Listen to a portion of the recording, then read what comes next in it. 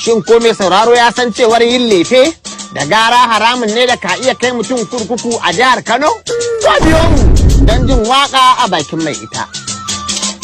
La'akari da ɗiban karen mahaukaciya da aka yi wa da tije a Kano da kuma yadda jihar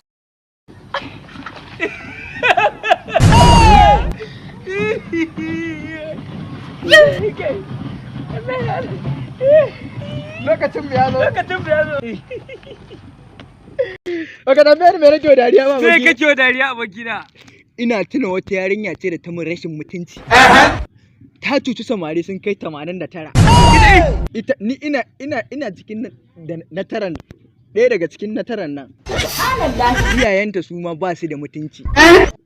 Tambaya gara wane ne cewa suke kowanne shi an yi. Yanzu kaga kuma kwanan nan zai aurenta. Yanzu zai aurenta a kai ta gida da taburma. Wallahi abin yayi daidai wallahi. Gaba ta kai mu ina romu. Mu ina romu. Yanzu kwanan nan zan je in samu wata shikan wawa. Kai lissafi na kara. Ya banna. Banza ta faɗi.